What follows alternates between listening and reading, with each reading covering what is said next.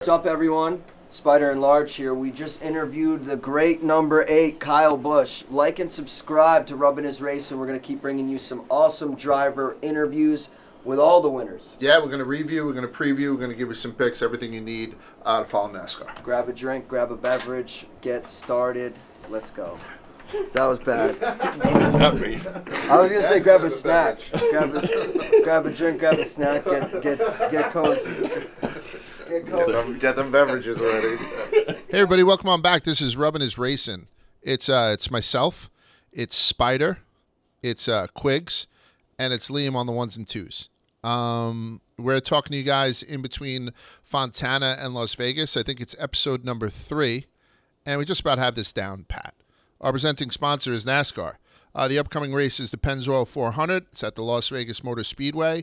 You can tune into Fox at 3:30 p.m. Eastern Time on March 5th. This is the 75th anniversary of NASCAR. We got a lot of stuff in store for you guys, as does NASCAR, including the Chicago Street Race on July 2nd, which will be going off around 5:30 p.m. Eastern Time. We just spoke to Eddie about it when we did the rundown. Seems like the whole town, now that they got rid of Lightfoot, is very, very pumped up for it. So NASCAR is going to be a fantastic season.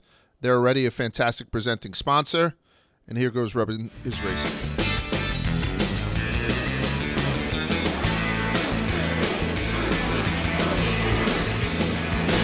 All right, so we'll start off, Rubbin. I'm going to start off right off the bat. Some guy tweeted specifically at me as we were putting out all our bets that mine weren't even on the sports book. So I'm going to address that right away. I put up the betting tickets of mine, kind of buried the guy. And I didn't really mean to. I was just saying, hey, these are the ones. Apparently, some of the bets that we're going to put out, particularly at the end of the show, changes from sportsbook to sportsbook, depending on what state you're on. Yeah. So I think even the Barstool Sportsbook had a line for the Jake Paul fight somewhere along the line. And I wasn't able to see it in New Jersey. So the books do change from state to state. So know that, particularly with some of the exotic stuff that we're trying to do, you might not see it exactly as we see it. Or you might see better stuff than we see. So keep your eyes peeled on the Barstool Sportsbook. Right. So I'm not apologizing to the guy, but I did fucking bury him. Fontana. We bid a fond adieu to Fontana. They're not going back there anymore. But it was a great weekend. It was a great Sunday to watch a race. It wasn't a great weekend weather-wise, but it was a great Sunday to watch a race. The grandstand was sold out again. I think that's a great fucking sign that every week NASCAR is selling out the grandstand. Especially in California. Yeah. Where? I never realized how close Fontana was to Los Angeles. I think it's only like an hour and 10 minutes. Yeah, I think that's with traffic. I think it's not even closer? that far away. Yeah. I always thought it was like maybe 2 hours for whatever reason. Yeah, especially with the mountains behind it. It's actually pretty beautiful. And the mountains have like snow on them and backdrop. stuff. Yeah. Which I'm concerned about because, listen, if that's an LA market, does that mean with this track being remodeled, reconfigured, maybe even taken out of circuit forever? Does that mean the Clash is going to become a fixture on the schedule? What is their plan for this market? That's my concern. I'm going to get into it a little bit, talk about the nuts and bolts of it, because there was a headline right before the race ran about what they sold the property for. And it was big figure, 9 figures. Yeah. Which is fun to say out loud. So anyway, it was good, but a lot of rain. There was a lot of rain, so practice and qualifiers were canceled due to the rain. So the starting lineup was set by NASCAR's metric of 25% driver finish for the last race, which was the Daytona 500, 25% of the owner finish for the last race, 35% current year owner points, and 15% fastest lap rank for the last race. So using that system, we had Christopher Bell starting on the pole. And we had Stenhouse second, then Logano, Bowman, Buescher, Allmendinger, Suarez, Chastain, Blaney, and Harvick to round up the top 10. Too complicated. It is, but too complicated. But they have to set up, the field, and that's the way they did it. And we got fucked because of it. I'm just of the opinion, fucking Stenhouse just won the Daytona 500. How is he not up front? Yeah, I don't know. Yeah. I don't know. That's my take. And also, ask a casual fan to recite how the starting lineup was determined as you just did. No, no way. That's also, that system of doing that works a lot better at the end of the season where there's more going on. Yeah, you're taking data points from 30 races rather than the average fastest lap. The average of one race is just It one probably should be tweaked for the first 5 races of the year. Yeah. I think. Because we had like our guy Chase Briscoe, William Byron, Chase Elliott. QUIGS had Eric Jones on his card. And then I bet Tyler Reddick to be the best Toyota. And we had those guys start in position 31 through 35 respectively. And no one in 32 previous Cup races at Fontana had won at a position that was worse than 25th. So you had these guys deep in the field, all because of this weird seeding rule. Name those drivers you said again. So you had 31 through 35.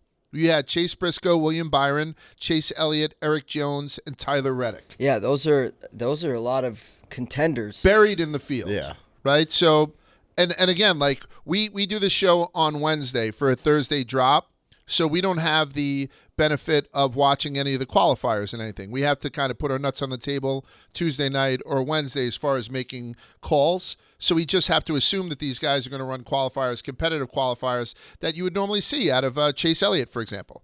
So, so that was a little bit wonky to begin with, but what can you do, right? It was rain. It wasn't it was an act of God for all intents and purposes.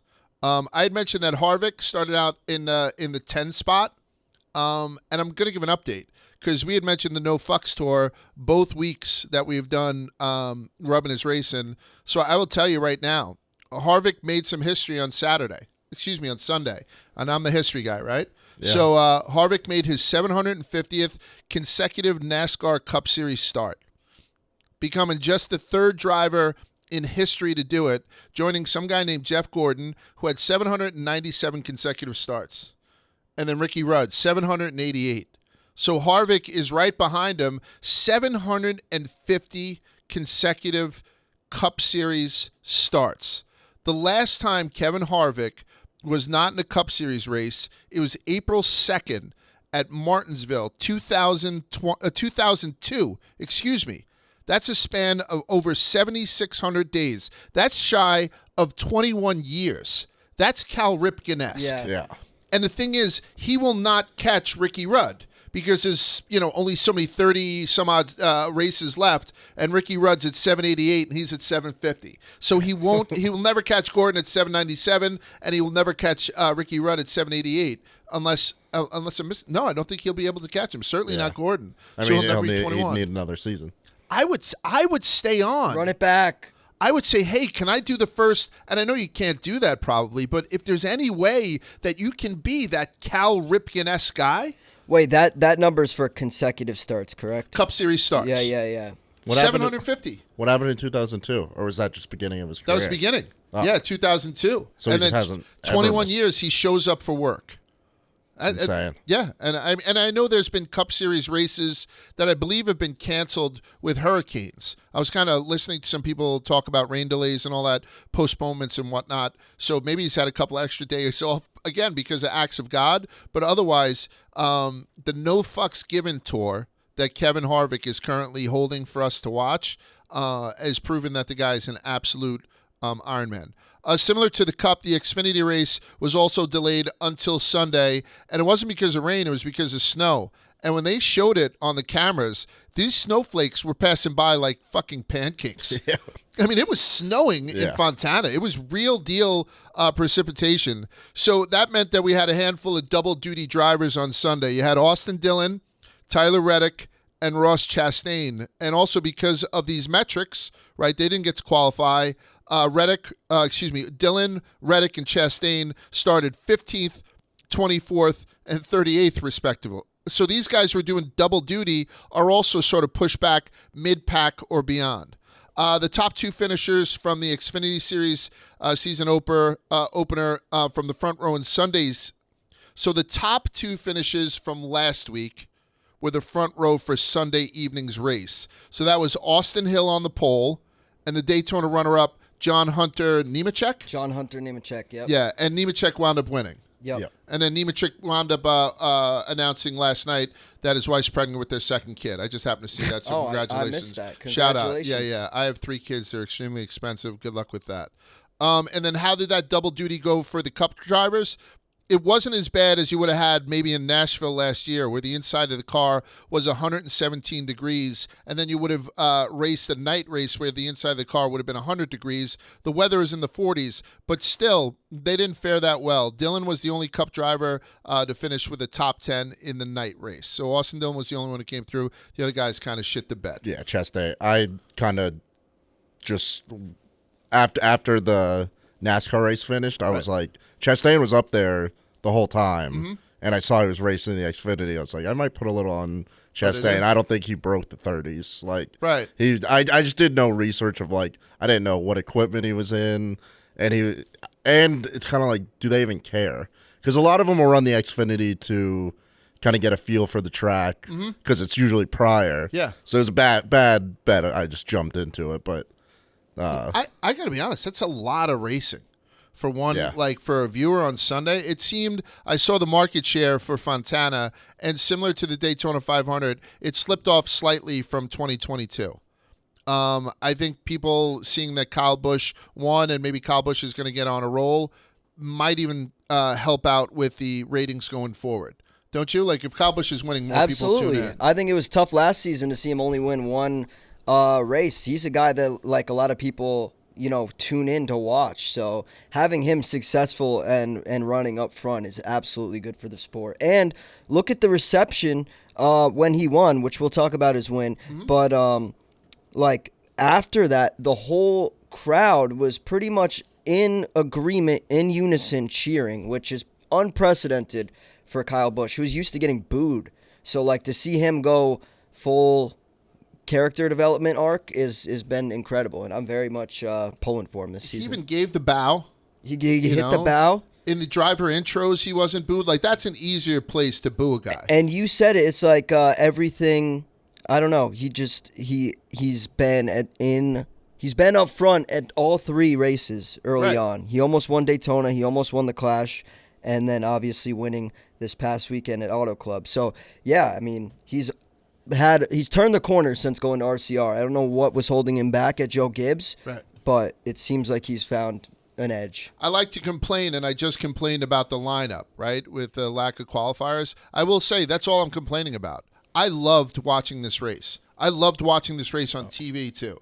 I thought it was excellent. I didn't listen to the commentators, like I kind of had the sound down, but that's how I tend to listen to watch a lot of sports. You cranked it down? Yeah, a little bit. So I didn't yeah. So I don't really have anything to say about them, but I thought from start to finish this was a fun race to watch. This is a fun racetrack to watch a race at. And I think it's a shame that it's all of a sudden not going to be with us anymore. Yeah, I mean, I think it's that from the start of the green flag, they were almost like 4 wide. That racing was unbelievable. Yeah. I couldn't look away for like the first what felt like 40 laps or something. The first green flag run, I mean, it wasn't quite 40 laps, you know what I mean? But it felt like I just couldn't even blink. I was staring at the TV so like intensely.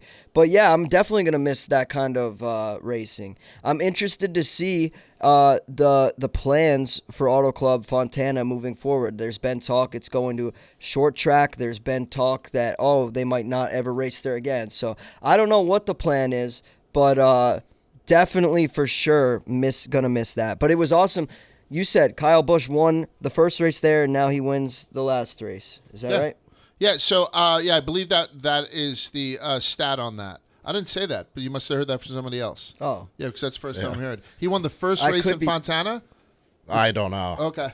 He might. I know Nemechek his dad won the first pole there ever. Oh, really? And then he won the last race there ever. So bookends on that. Which is kind of cool. It'd be cool if Kyle did the same thing. No. Let's fucking it's not the truth at all. Like you give me, I was like, I don't know if that's true at all. No, I think it was Jeff. To keep you on your toes. That's why we fact check. All right. That history shit ain't easy, by the way. I'll let you stick to the. I'll let you. No, it's totally cool. Let's get to the actual headline then. So NASCAR has closed on a major real estate sale of dozens of acres of land on the site of the Auto Club Speedway. That's what hit the tape towards the end of last week. And part of the reason last weekend's race will be the last on the track's current 2-mile configuration is that the site is destined for redevelopment, industrial redevelopment for the most part. So the sale price was not confirmed, but is expected to be 9 figures. And I checked with a couple of people. Some people said as low as 300, but a lot of people are comfortable with saying that it was over $500 million. 544 million is the one that I'd seen thrown around, which is definitely 9 figures. Bob Pockris tweeted, new motorsports facility approved by county in 2021 is for 90 acres of current site, surrounded by a commerce center, which includes 98 acres of parking. The new track at one point was 0.67 miles with a 35,000 grandstand seat, 50,000 capacity total, but it's likely the new track will be a half-mile track when finished. The reason I put that in there is because I see somebody like my head when I see a real estate deal go off for $500 million where they sell off almost everything. Why not just try and make it $600 million, sell off the rest, and try it somewhere else? Because to Spider's point, if it's an hour and 10 minutes outside of what we think is the big city, LA is littered. California is littered with cities that have 500,000 people living in it, right, that any other racetrack would be dying, particularly a short track, which only has to put 50,000 asses in the seats, would be dying to open up there. So, and the reason that they're not doing that is because it's California, and California fucking sucks. So if they already have this proposed plan where it's approved that they can do 0.67 miles, so it's easier that they can do a half-mile track, I think that's why they're essentially going to have the new Auto Club Speedway, whatever the fuck it's going to be called, is a half-mile track surrounded by industrial buildings. And that's going to suck because what we saw here was a huge track, 4 wide, seams in the lanes, like almost like when I get a little bit tired and I go in the rumble strips and I kind of like try to straddle them. Debris everywhere. By the way, shout out to the Auto Club Speedway team or whatever to get that track dry for the race on Sunday. Did a great job on the actual track, but because there wasn't any qualifying or any trials or anything like that, there was all that like rubble. They couldn't clean off, so they were tearing the fucking windshields and putting the bumper guards. I love the debris. I don't know if that's like a weird take, but I love the trash flying around. Like, it was kind of I feel fun. like it adds something to where it's like this guy's got it on his grill. He's got to get behind somebody. I love. They should that let whole fans throw shit on the track. Well, no, but there was a cat. Why not? Right, there was a cat on the track, which I didn't see, but I'd seen afterwards, and one of the drivers killed the cat. It was at turn 4. Right?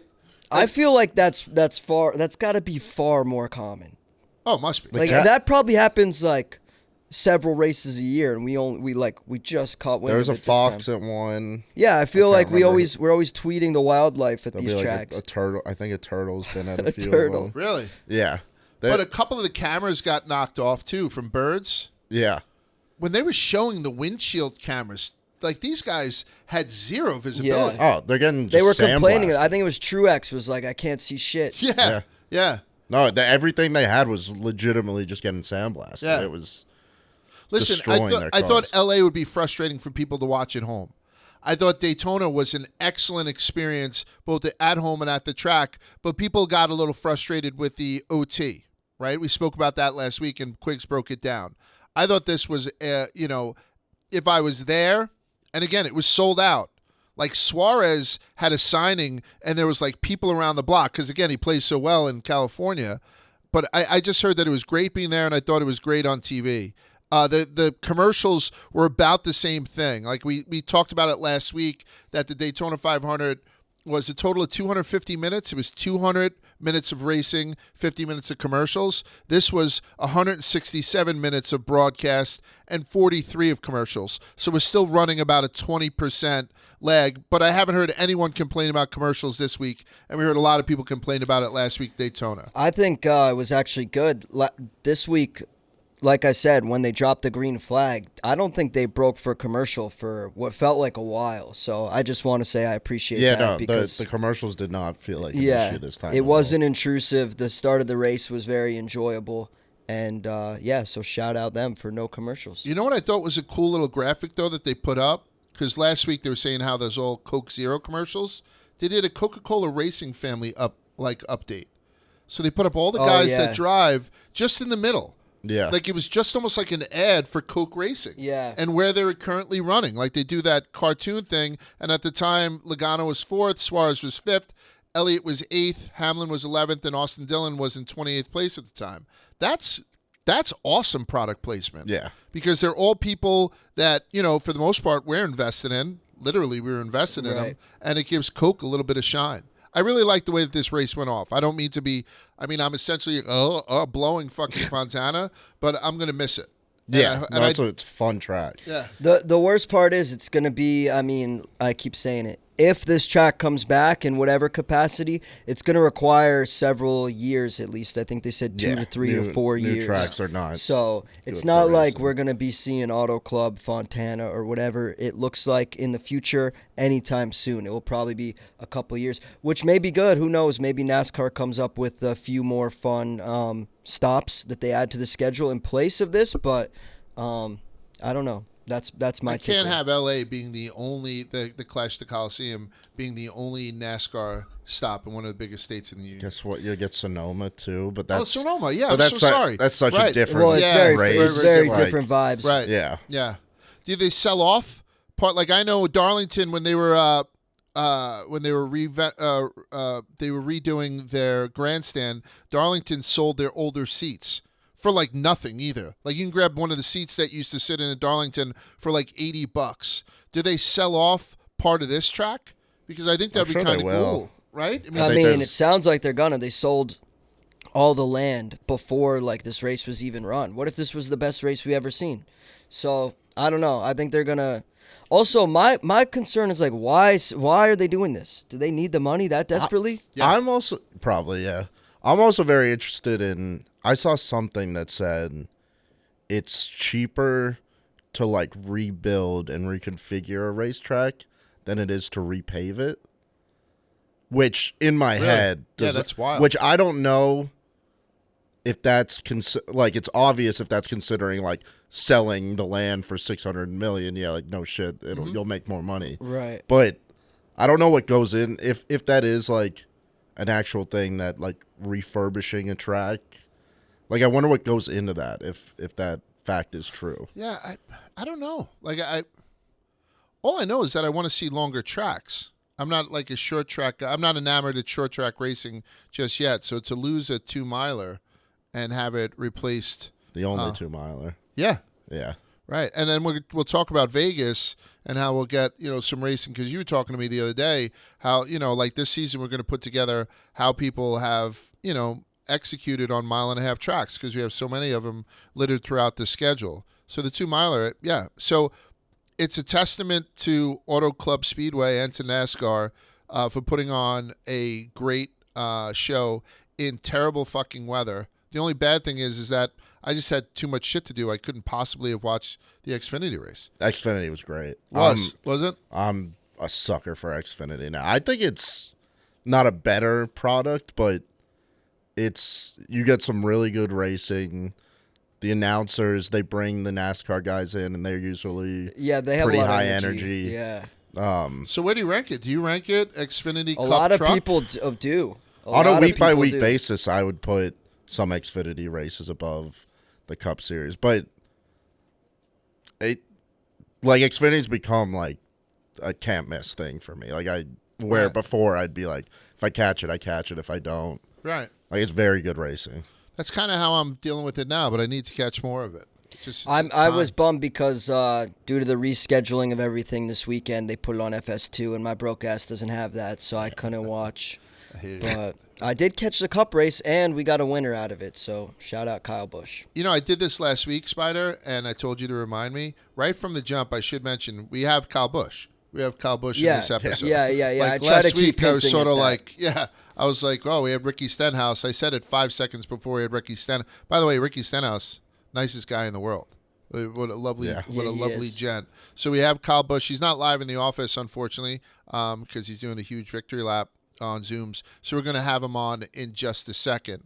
But as far as the race went, Kyle Busch. Kyle Busch is the story. So we'll get to that in a second. But outside of that, Chase ran second, which was an amazing performance considering on where he started. I had said if you're going to start in the mid-30s, you have no chance of winning, at least in the last 32 races. Nobody from 25 or deeper, and Chase ran second. Chastain was third but took the first 2 stages. I think the Barstool Sportsbook is offering that bet this week. Pretty big odds, too, if you win the first 2 stages. Yeah, So they offer that every week. Do they? Yeah, so you would have hit. No. If You have to Chastain, win the race. you have to win the final too. You have to Oh, sweep. first 2. Oh, okay, Yeah. so I misread it. Which I thought about it doing that this week. We'll get to that in the. Okay. But it's plus 650 this week. Yeah, it is. Okay. For any driver to sweep. Suarez was 4th, so I'm at Trackhouse. Yep. Is having a hell of a fucking year so far. And then Harvick that was 5th. it. Yeah. Harvick was 5th. And guess who had Oh, right. Suarez and Harvick top 3? Yeah, that's Missed it. right. Just on the Both outside. big money too. Yeah. But it's kind of how it goes. But did Kyle start deep? Like Kyle started 30 something or maybe 20 something. I don't know where he started. He was pretty far back, but the start of the race was tough because Kyle Larson, obviously electrical, whatever the fuck issue it Yeah. was.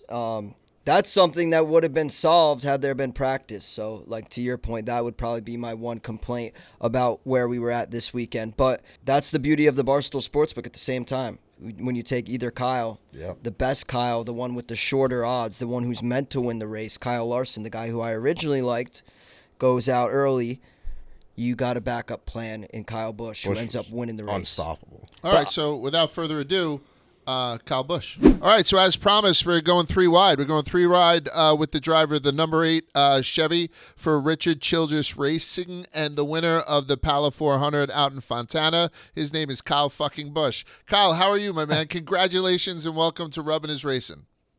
I appreciate that. Yeah, right on. Thank you very much. It was a great weekend for us. You know, we've had a strong start to the year, but man, it's been really fun and to capitalize on that at California finally. It was the first race I had a clean race and nobody ran me over. So, you know, it means I kind of know what I'm doing, I think. Yeah, I'm the oldest guy in this room right now, and I tend to like concentrate on some history. So Spider and I are throwing out some of the history that you made this weekend. You tell us what's the most important. First off, it was the 61st win of your career, so it's the most among active drivers and the 9th all time. That's a Hall of Fame type thing right there. You broke a NASCAR record with 19 seasons with at least 1 win, passing some guy named Richard Petty. I mean, that's consistency. That's Hall of Fame right there. You're the first driver to win in Fontana with 3 different Cup teams. That's fucking impressive. And then, you know, to give your brothers some shine, Kyle and Kurt Busch now hold the record for the most combined Cup victories by brothers with 95. Right? And that's 1 more than the total accumulated by Bobby and Donnie Allison. I mean, that's a lot of history made in one afternoon, Mr. Busch. Which one is the most impressive to you? You know, all of them have their own special meaning, but if I had to choose one, it would probably be the Richard Petty 19 years one. You know, obviously Richard is a huge staple of our sport and one that has done about everything and set a lot of records and was around for a long, long time and won a ton of races. So any record you're able to beat out Richard Petty for, that's a pretty remarkable one. And look at all the sports top name drivers of all the years that never got to that mark. And so for me to be able to do it is pretty awesome. So obviously, unreal list of accomplishments surrounding your name, Kyle Busch. But there was a few not so hot ones this past season, 2022. Your fewest top 5 finishes, 1 win. All that being said, still got, and now following this win here this past week, 19 consecutive seasons you've won in. That's arguably the most impressive for me. But let's talk about this win with RCR. Coming in, you run 3 solid races. You could have won all 3 races thus far, but finally getting it done here at Auto Club. Like, how does that build your confidence early on a new team and a new manufacturer? Like, is the monkey off your back now? How do you feel? How confident are you? Yeah, I mean, I would say I guess we have had a monkey on our back, huh? Because last year, I mean, we lucked into the win at Bristol Dirt, but, you know, there were some races in the year, at least 4 or 5 that I can count, that we had super fast cars and great runs and just stupid things, you know, took us out of victory lane. You know, one of them was Las Vegas. In the spring, we led, and then there was a caution with 2 laps to go, and we all had to pit for tires, and we took 4, and our 4 tires didn't outdo the guys that took 2. But anyway, too many different reasons, but I kind of feel like, yeah, I mean, it relieves the pressure of changing teams and people wondering why or what happened and all that sort of stuff, which is, for tons of different reasons.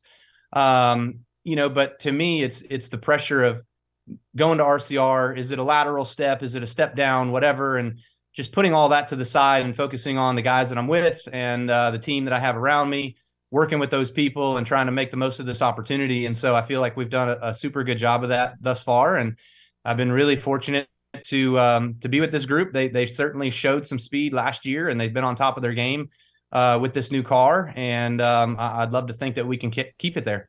NASCAR needs personalities, and they need personalities that can back it up with performance. How come people don't hate you anymore? Like I purposely watched the intros where you kind of relish, almost like a WWE character. You relish a couple of boos every now and again, and there were none. At least none that I could hear. And then when they're there.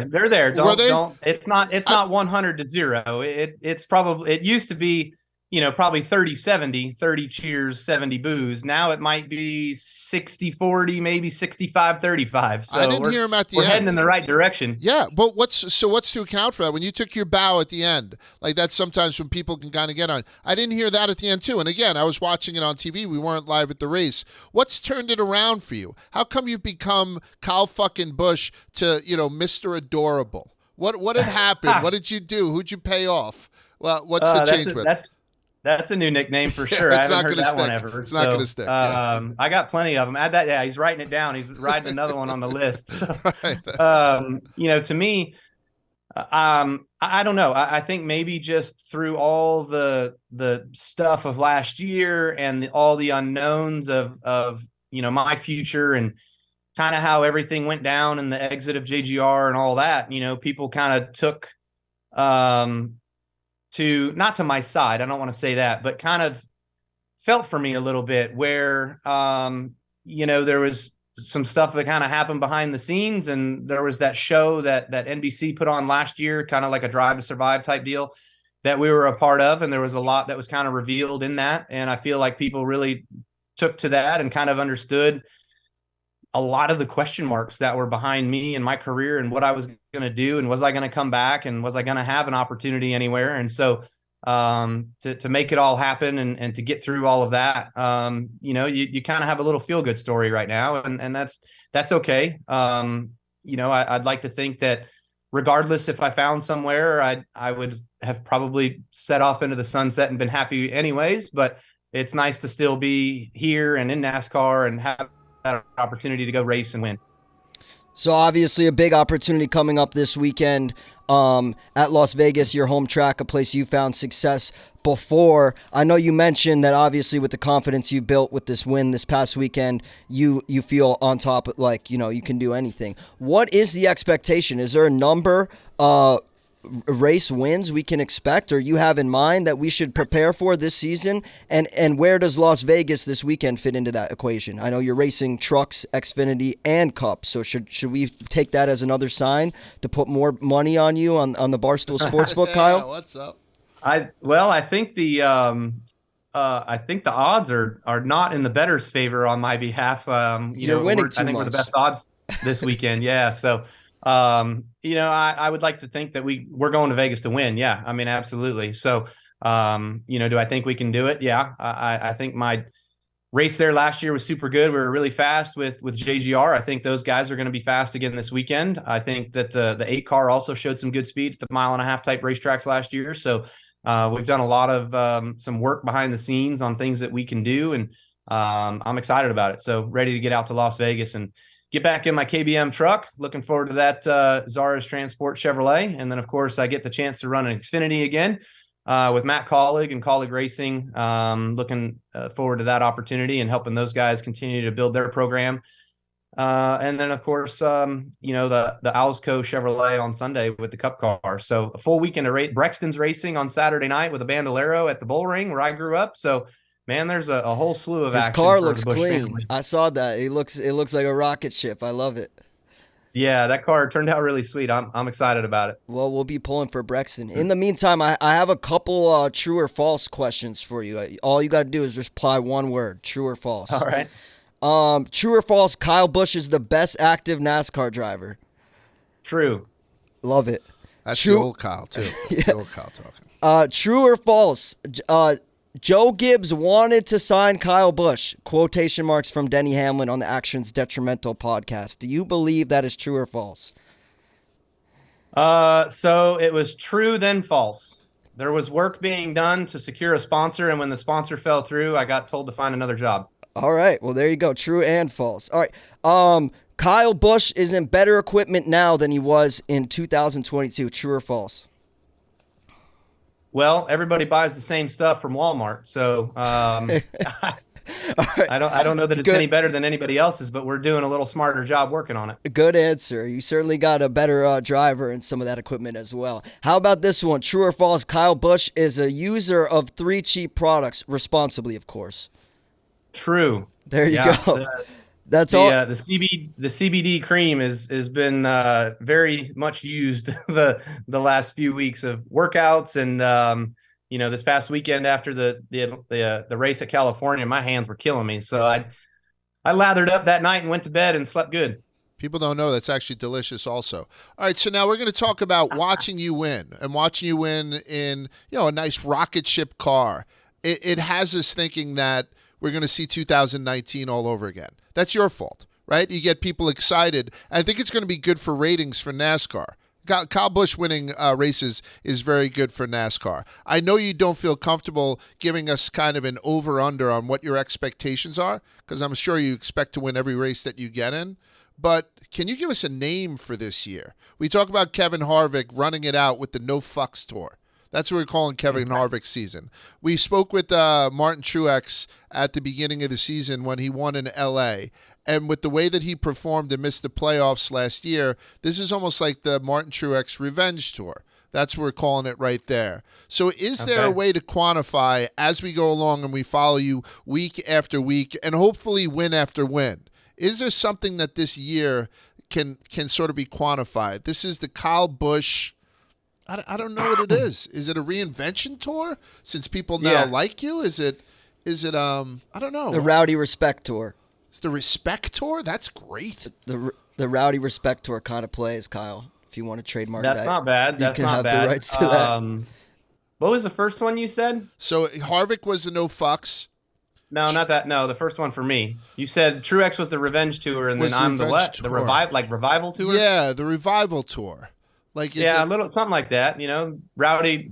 The Rowdy one or Revival Tour or whatever. So yeah, I mean, certainly, you could also throw the Revenge Tour thing in there a little bit too. Truex, he's mad from last year because he didn't get a win, so he's racing pissed off. I think that's what he said, right? Yes. But I had to change jobs, so I feel like I get the title of Revenge Tour a little bit better. Right, absolutely. How sad are you that Fontana is going away? Dude, so bad. That's a bummer. I enjoy that racetrack. I mean, years ago, you watch old video and footage and you were always racing around the bottom, and then it kind of widened out, and then it was like 2 lanes wide, and then it was 3 lanes wide. Right. And man, now it's everywhere. Go wherever the hell you want to go. And it's so much fun to do that. And, we've got places on the tour, nothing against them, but like Darlington, for instance, it's so narrow that it's so one groove that you can't have another option of trying to get around a guy and finding some clean air, but places like California, the old Atlanta was that way, which was really wide, go wherever you want. I think Vegas will be a little bit like that. That place has finally widened out and gotten to where you can race all over it. So those places are really fun. Kansas is that way. So when drivers have options, that's when we feel like we can put on the best race and not just have to train race and follow each other. So what if you were one of the people that hated Kyle Busch, hypothetically, you're one of the people, you're a NASCAR fan in the crowd booing yourself as you get introduced. If you weren't watching to see the Kyle Busch Revenge Tour, as I'm calling it, a Respect Tour rather, what other storylines would you tell a NASCAR fan, hey, watch for this reason. There's so much going on this season. It's X, Y, and Z why you should tune in. Forget about Kyle Busch. It's these reasons. What are the reasons that should drive new fans into NASCAR right now? No, I mean, I think that's a great question and a valid point to figure out. To me, I feel like we're so early in the year that I don't know if that storyline is really developed yet, right? So, you always look at manufacturer, is it Ford, is it Chevy, is it Toyota, so there's always that kind of going on.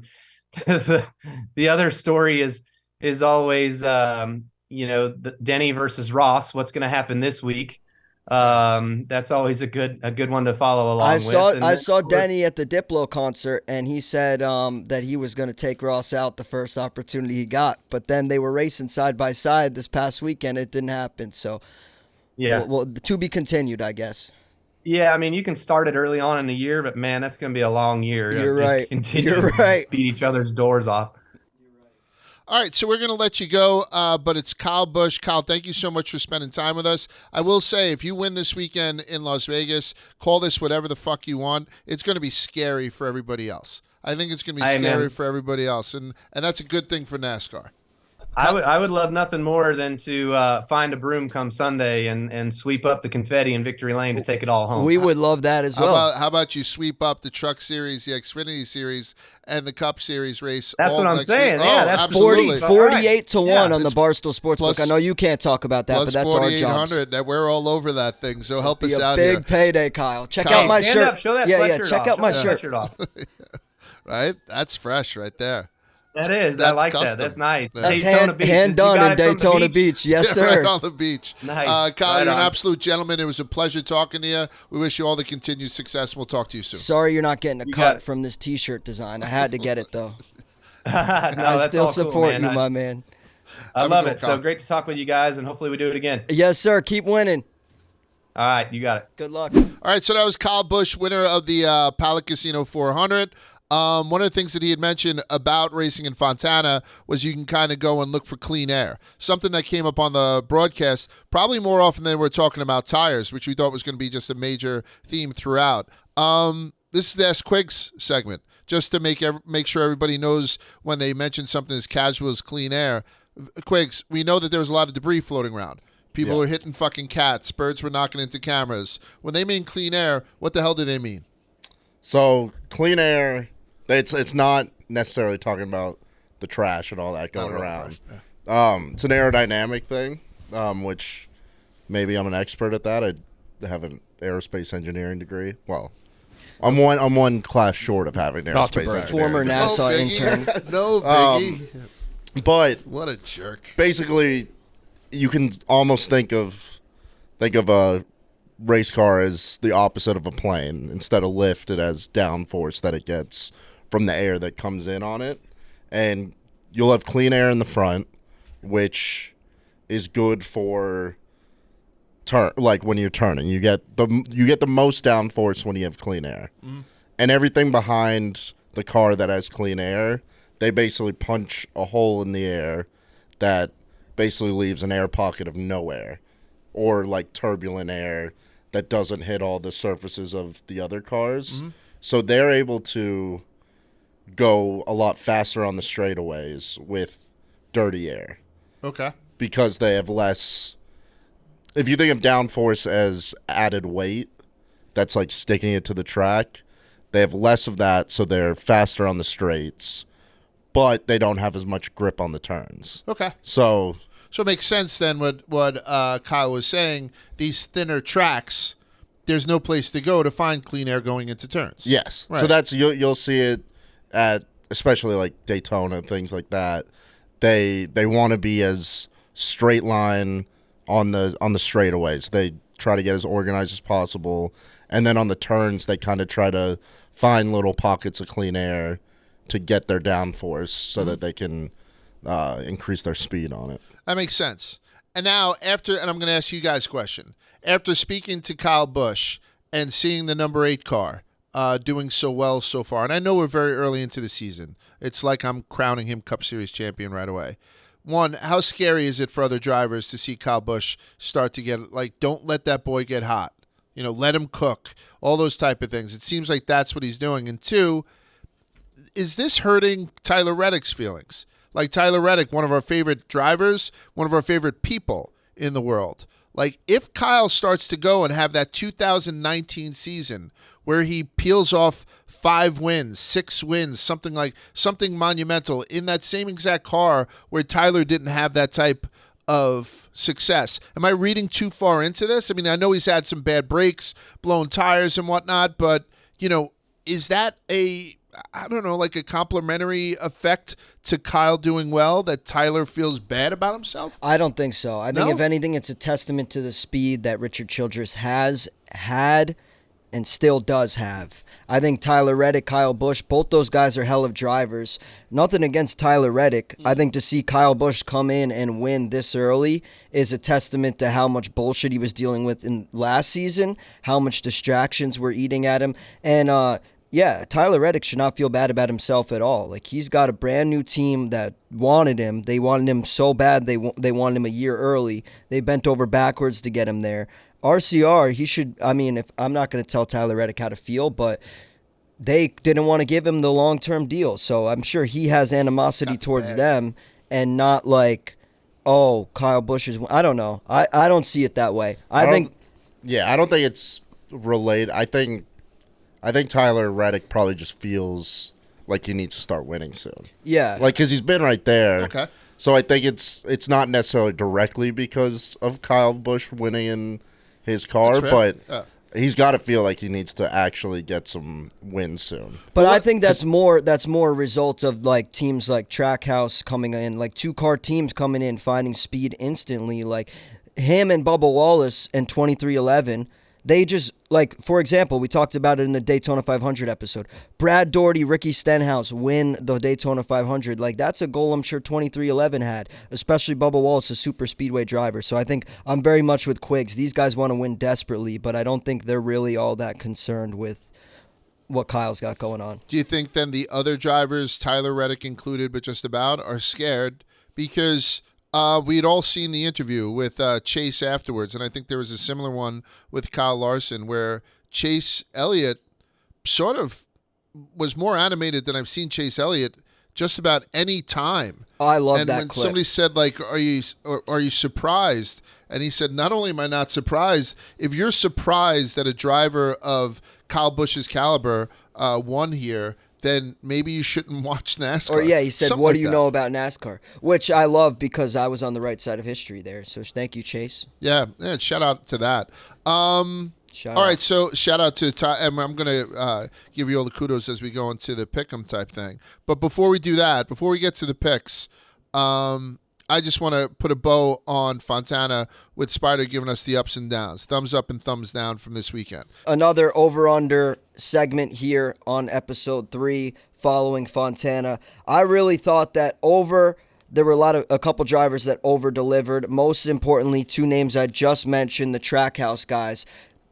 Sorry for Quiggs. They did not get the top 3 that he needed. However, Daniel Suarez, Ross Chastain, I'm not sure which, but they were 4th and 5th or respectively, or maybe not respectively. I shouldn't say that if I just said it. Chastain led the race for the first 2 stages, and then Suarez finished 5th after being sent to the back for speeding. And I think this is a race between both Kyles. If Kyle Larson's car does not face technical trouble on the first couple laps there, I think it's a race between Kyle Larson and Kyle Busch for the lead. So again, shout out everyone who backed us. However, I was very impressed with Ross's ability to compete with them. I wasn't expecting him to really be a contender, maybe more of like a middle of the pack guy in this race. And him and his teammate were both contenders. Daniel Suarez, I was actually expecting to step up as he did. So big over for Trackhouse. Also want to shout out my guy Harrison Burton, another race where he had the lead at one point. I know this race saw a lot of leaders, but every time Harrison Burton is in the lead and I'm privy to it, I'm going to give out some love for Harrison Burton. Under-delivered, I would just say Kyle Larson, but caveat, despite the hand he was dealt, I think he very much over-delivered. He had some of the fastest lap times after, like, once his car got back on track. So, yeah, he finished, like, 15 laps down or whatever it was. But, he hung in the race. I expected big things from him. He didn't quite deliver, but he also finished the race. So what about Chase Briscoe? Like, also having those... He would probably be an under-deliver. But at the same time, I feel bad knocking Chase Briscoe because... Well, this kind of is a knock on him, too. Like, he had such a good season last year, and I'm not saying it was like an anomaly. I do think he is that talented. But it's going to be very hard for him to replicate that, I think. Especially now you got guys like Kyle Busch in a car where they can win seemingly any weekend. You got the Trackhouse guys finding speed regularly that are contenders themselves. So, like, I don't know. There's a lot of wins that have to go around. Quiggs, can I ask you then? You had said that, and I thought it was a fair point. Tyler Reddick, just like everybody else in the Cup Series, has a need to win, right? But maybe more so than others because he's expected to win. That's the difference. So with the Xfinity race, Cole Custer had the fastest car out there. Yeah. Right? And I think he blew a tire, went into the wall, and then Austin Dillon had hit him. Don't you think that he has, in the Xfinity universe, probably that same pressure more than anybody else? Kind of Reddick? being relegated? No, to Custer. Like Custer having to get that win in the Xfinity level. When there's races with somebody from like a betting standpoint at like plus 300, like that number is you should be dominating that series, like, and I don't know, race by race you can't, like, it's 40 man field, like you can't get too caught up on, oh, this guy didn't win this single race, but it is how, like, you put a season together. Right. I think that I'm going to be extremely happy when I finally see Custer get a race on that circuit this year. All right, we're going to go into what's happening next week, and next week we're going into the Pennzoil 400 presented by Jiffy Lube. Right, NASCAR is our presenting sponsor. We need you to watch this race. It's going from Las Vegas Motor Speedway. It's 3:30 p.m. on March 5th, and you can catch all the action on Fox. The 75th anniversary tour for NASCAR. It's the No Fucks Given tour for Kevin Harvick. It's the Revenge tour for Martin Truex. And what did we come up with then for Kyle? Was it the Redemption? You said Rowdy Respect Tour. We'll do Rowdy Respect Tour. I like Rowdy Respect Tour. All right, yeah. I don't Rowdy think he Respect did Tour. that much. No, he wasn't. But listen, but it's not his show. Yeah. I mean, it's nice to him come on, and I'm sure. Also, we're the media. Like we deem names, right? We are the media. So the Rowdy Respect Tour. So we're only a couple weeks into the season. There's all these storylines that are going on within NASCAR. Make sure that you turn in. Las Vegas Motor Speedway. It's called the Diamond in the Desert. It's 267 laps on a 1.5 mile D-shaped oval. I believe Joey and Alex are both going to be there. I believe Joey and Alex both enjoy the D. What? Just kidding. Yeah. So there's no snow in the forecast for Las Vegas, but it is going to be in the 60s and supposedly high winds. I was looking online, and there was some fucking wild ticket pricing. If you look at the 3 levels of ticket pricing on the Las Vegas Motor Speedway thing, it starts at $59. Then it jumps up to $89. And then the third one is $999. That's the biggest Vegas thing I've ever seen. There's $30 between the first two, and then there's $910 between the second and third. That's Vegas. They need one between the 89. Something there. Yeah, or spread it out a little bit. That's what Joey and Alex will be having. No, I'm honestly pretty sure. Is that the one that said like Neon Garage Access or something? Something like that. It's at yes. Neon Garage. Yeah, those are the tickets they got. Oh, did they? Yeah. Shout out NASCAR marketing media teams, the best, most hospitality you'll ever find in any sport. So they're always very good to us. Shout out the Love the D joke. It took a fucking second, but that was pretty funny. I still don't really get it. Is there two meanings to it? Is the D short for diamond? I know you're talking about penis. Yeah, I was saying dick. But yeah, so the diamond in the desert, but it's got like one of those ovals. That's the D, and then they both like penis. All right, you can cut it if you want. No, that's staying. Yeah, thanks. So we had said that this racetrack is good because it's a 1.5 mile format that we're going to see in Atlanta, Charlotte, Homestead, Kansas, and Texas Motor Speedway. So we're going to get a lot of information off of this. A little bit of history because I'm going to throw in one more. And I remember this. In 2020, Faith Lutheran High School, because of the pandemic, they weren't able to have their graduation. So Las Vegas Motor Speedway had offered up their speedway, and it's a pretty cool clip if you see it. The kids came by in cars, were given their diplomas, and then they were allowed to do a victory lap around the fucking speedway. That's badass. That's pretty cool. Yeah, they should do that in non-COVID years. Yeah, every year they should. Drive through graduation. They do a lot of events at Charlotte Motor Speedway, and I would assume probably every other track. Yeah. It was just kind of cool. Last year, the race went into overtime, went from 267 laps up to 274. There was a big crash with Eric Jones and Bubba Wallace. At race end, Alex Bowman won. He held off Kyle Larson, his teammate, and that was Alex's 7th career NASCAR Cup Series win and his first of that season. So it was Bowman, Larson, Chastain finished 3rd. That was the top 3 last year in Las Vegas. There are 3 active drivers who've won multiple times in Las Vegas. Jimmy Johnson we won't count, but Jimmy Johnson won 4 times. Out of the active 2-time winners is Brad Keselowski. He won in 14 and in 16. It's Kevin Harvick. He won in 15 and in 18. These are all very recent, especially for guys who've been around like Kevin Harvick. You could have put a 2003 number on this fucking thing. So Keselowski 14-16, Harvick 15-18, and then Logano back-to-back 19 and 20. So you got a couple of multiple Las Vegas winners in the mix. To not get ahead of one of my picks, Please. all those guys are even numbers. Oh, okay. Ooh. Oh, shit. So we'll Look get at to that. later. We'll get to that. Oh, there's a sexy thing. And with that, we're going right into picking the tires. Fuck, Quigs. I love that. Yeah, again, Barstool Sportsbook. So NASCAR is where you got to tune in on Fox this weekend. Barstool Sportsbook is where you have to put your bets in beforehand. So each week we give you guys a couple of bets. Quiggs is going to throw them on a nice little graphic so you can see where we're betting. And again, if you don't see our exact bet where you're betting with the Barstool Sportsbook, sometimes lines and offerings change from state to state. Who wants to go first? I'll Go hit ahead, Quigs. Start us off. Just with those 3 guys. So it's Keselowski, Logano, Harvick, the most winning guys ever. Yes. Even numbers. Kyle Busch, his track, even number. Alex Bowman, the guy who won it last year, even number. And then you get like the Blaneys of the world. Right. Like, so even number to win is minus 114. I think I'm going to take that. You get obviously half the field. Right. And I think you Currently have 110. all the guys that you want with even. So I'm going with that. So am I. I mean, I'm going to throw a couple on that too. So that'll be my big bet.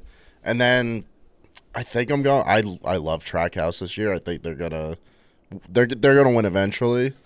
They're plus 650 to get Suarez and Chastain. So I'm doing that. Those are my only 2 picks, but I think I'm going heavy on even. So you're going even numbers and Trackhouse? Yep. Okay. Trackhouse to win. Yes. Cool. To win plus 650. Okay. I like it. I like the even ones because I liked all the Fords you said. I liked Harvick. I like Brad K has great history and long odds. I think he's currently plus 4,000 to win. I don't necessarily love that, but I think the Fords that you mentioned are good. However, my main play this week is going to be Joey Logano. Joey Logano plus 800, and I'm not really a Joey Logano guy, so take that with, an extra peace of mind because I only take him if I feel really certain way about it. I think the Pennzoil 22 car is going to show up here. I just mentioned I like the Fords. This is the Pennzoil 400.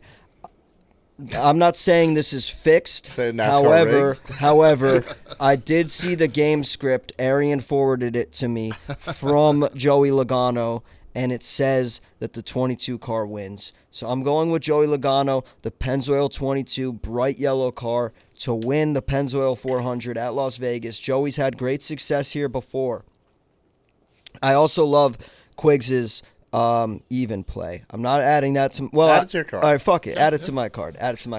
Right. But and then also one other play that I liked because I love the guy we just spoke with, Kyle Busch. I've been a big Kyle Busch fan forever, and I will probably be one forever. In the last 5 Cup Series at Las Vegas Motor Speedway, Kyle Busch has finished in the top 5 4 times.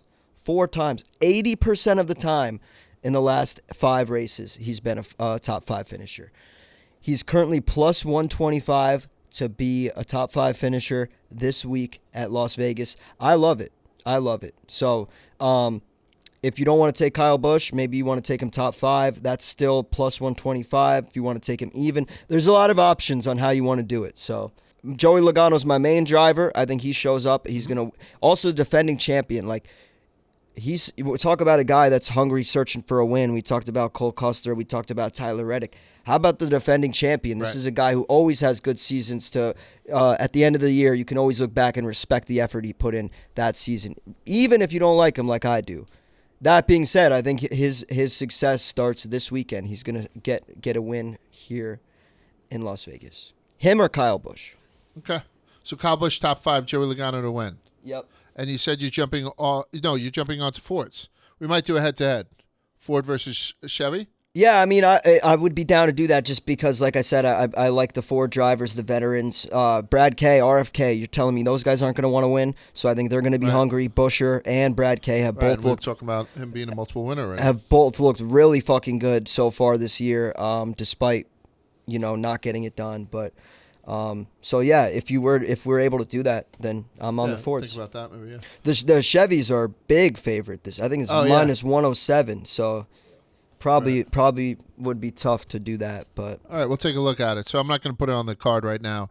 I thought it was a stupid bet, but it's one that I put on my card right away. I had mentioned it to the fellas. They were like, "We fucking love it." So I hinted at it with Busch, but I'm going to parlay Kyle Busch. We're going to call it Trial Busch. I love it. Do all 3 races. We're going to have him to win the truck, win the Xfinity, and win the Cup race this weekend. Get the brooms out. Yeah, especially in his hometown. So that's plus 4,800. That's big parlay. So yeah, I mean, it's if you want to roll with that, I think it's kind of a fun one to do. I have my chalk piss. My chalk piss is Larson. I like the way that he had responded after the electrical problems yesterday, and I think he's also due for a win.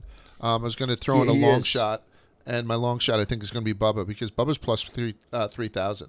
I thought that was a lot of value for Bubba. He races pretty good at intermediate tracks as well. So let me ask you guys. I was looking at trying to do like a top 10 contender, and I had seen once you got into the plus money, there were 3 guys that were all hanging around 260, plus 260. It was Buscher, Gragson, who again is hometown, right, in Las Vegas, and Ryan Preece. So if you can get those guys as far as top 10 wins and you had to choose one, all at around plus 260, would you take Buscher, Gragson, or Preece?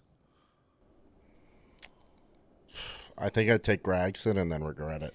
Yeah, honestly, I'm probably. But are you taking him to root for him, or are you taking? Yeah, and just like he's been racing well. Yeah, so far, and he's an even number. He's more exciting. Oh fuck. He's an even number, right? Yeah, I'd probably if Brad Keselowski is plus 4,000 to win, I'd probably take him top 10. I might take Brad K top 10 all year. Right. He just always sneaks into the top 10. Busch has been racing well. Yeah. Right? So he deserves to be there. I think he's, 100%. But what do you go? I want to point this out. Oh, go ahead. So since I was breaking down the top 5, in the last 4 Cup races at Las Vegas, Kyle Busch has finished top 3 of the 4 times. So if you want to take him, if you want to get even more confident, if you really like that, you're dialing it down. Plus 185 for Kyle Busch to finish top 3, plus 125 for him to finish top 5. Take either, take one, take whatever you want. Take him outright. I'm going to stick with my top 5. Kyle Busch top 5, and then Joey Logano outright. Okay. For now. So I'm going to go to the parlay. Kyle Busch Truck Xfinity Cup. I'm going to go with Larson. Pencil me in for that. Okay. Yeah, I think you want to go. Oh, I'm so in on that. I didn't want to steal 48 to 1 on our guy Kyle. Everyone should be riding. even if you're watching at home. Pull out Barstool Sportsbook right now. Yeah. Back large. Yeah, I love it. I'm picking Larson as my chalk pick and Bubba as a long shot. And then that's it. I got to figure out on this top 10. I'm sort of leaning towards Preece. At around plus 260. All right, so that's it. That's for this week's Rubbin' is Racing. Tune in again to Las Vegas, and we'll be back to you guys next Thursday. Good luck, everybody. Peace.